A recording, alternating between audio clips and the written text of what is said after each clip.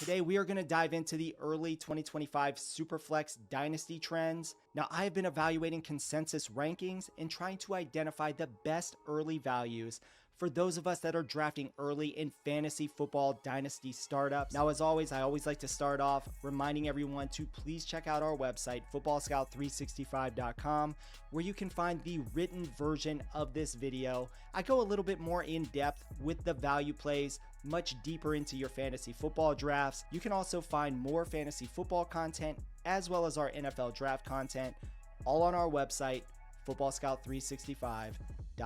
Okay, to start things off, I always like to let people know I only play in at least 12 team, 2 quarterback Superflex formats recently.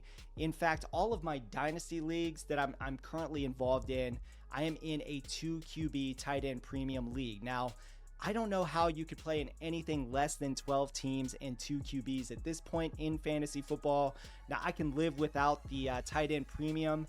Now, my leagues are also half PPR format. I couldn't imagine being in a non-PPR format in the year 2025. If you are one of those league managers clinging to non-PPR formats, I really feel sorry for all of your league mates out there. Anybody who's clinging to that, especially league managers who are still, drafting defenses and really not focused on tight end premium, or at least considering tight end premium to help boost that position that is really lacking.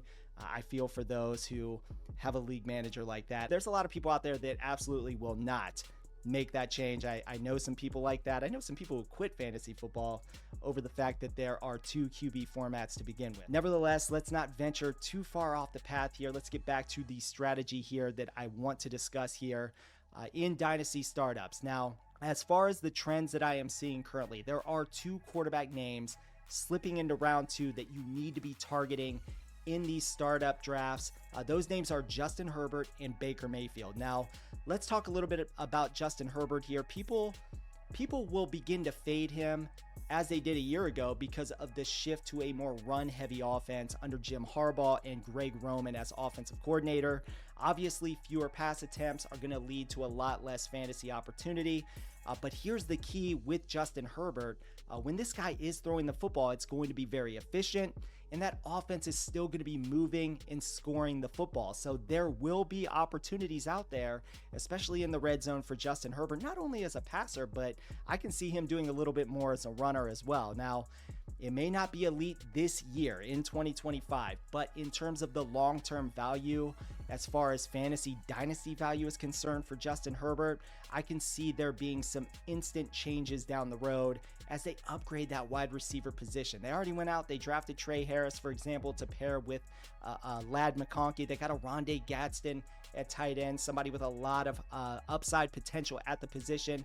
And bringing in Amarion Hampton could absolutely open up the passing game as well. The play action pass with an elite running back like that coming out of the backfield could absolutely open things up. So Justin Herbert's still a very solid value, even if he falls into round 2 or if people are fading him. Don't be that dude. Go get him if he falls into round 2. Now, if I am able to get Herbert in round 2, that's a franchise QB1 at a discount in dynasty formats. That is a steal, and it's going to open the door to go with an elite running back or wide receiver in round 1. Now, in terms of Baker Mayfield, there are people in dynasty formats that are going to look at him as a risky play. I see league winning upside in round 2 or even round 3. So once again, waiting until round 2 to take a quarterback, it gives you the ultimate flexibility in these super flex formats, allowing you to take a guy like Justin Jefferson, Jamar Chase, Jahmyr Gibbs, Bijan Robinson, or the trendy pick and really a great value in Ashton Jeanty in round 1. And then you can pivot to a player like Baker Mayfield to be your QB1, like that bridge QB1 in dynasty formats, for example,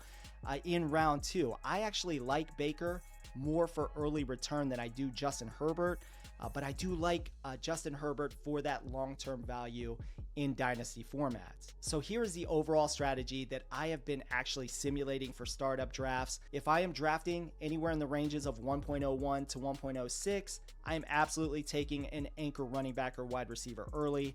These are not just production values based on their volume. If you want the ultimate leverage in Dynasty, owning a Jamar Chase or Justin Jefferson, for example, gives you the ultimate flexibility to fix anything mid-season via trade. And these are also trade magnets. Both Justin Jefferson and Jamar Chase in leagues that I'm currently participating in have been traded a few times. I've seen people trade as many or offer as many as 3 picks. I've seen 2 first-round picks plus an asset traded away for Justin Jefferson. So these are great value plays for you to utilize down the road. These are chess pieces, great trade assets to have on your roster. Okay, so here's a bit of a simulated hypothetical draft that I've already done.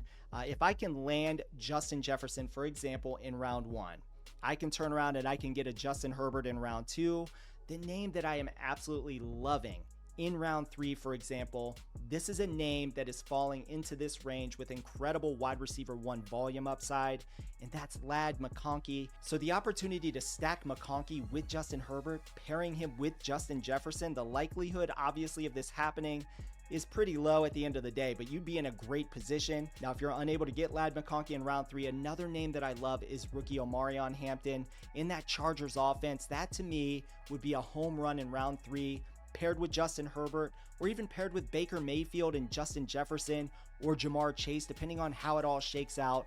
This is a great scenario for you in a dynasty startup. Now, what about in round 4? You likely need to take your QB2 in this spot. That's where names like JJ McCarthy become a beautiful option. You could be in a position to stack him with Justin Jefferson. And imagine if you did draft Justin Herbert, you could double stack. Shout out to Wendy's out there. JJ with JJ, Justin Herbert with McCarthy. That is a league-winning strategy already bundled up in the first 4 rounds of your dynasty startup draft. Okay, one more potential risky way that you could approach your draft. You could skip your QB2 in round 4. You could take a running back like Kyron Williams, and then in round 5, you could take Cam Ward, the rookie from Miami, maybe even Dak Prescott, who I don't know if he's going to fall here in a 2 QB format. If not, you could be in play to snag a guy like Geno Smith or Sam Darnold here or in the next round. But also take into consideration, you're going to need a 3rd quarterback for the bye week, somewhere in the 5th or 6th round range.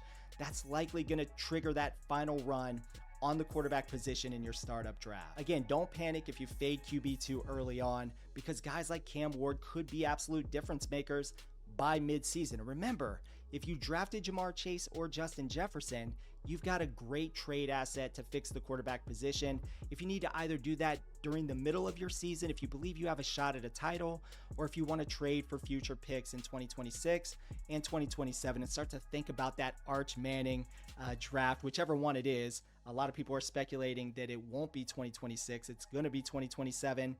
I believe it won't be until 2027 either. So try to position your 2026 first round pick too. Now, if you are drafting between 107 and 112, the same logic can apply. There should be plenty of names available in late round 1, early round 2. You could actually snag a player like Malik Neighbors, and then on the turn, you could get an Amon-Ra St. Brown, and then in rounds 3 and 4, you can grab the 2 quarterbacks that you need. But don't wait too long if there's a run on quarterbacks. I've done this before. I've gotten burned. I've ended up with Geno Smith and Sam Darnold. I actually have a Dak Prescott share right now that I've been trying to trade away. I'm not going to be able to get rid of Dak Prescott for one reason or another, not at the value that I'm looking for.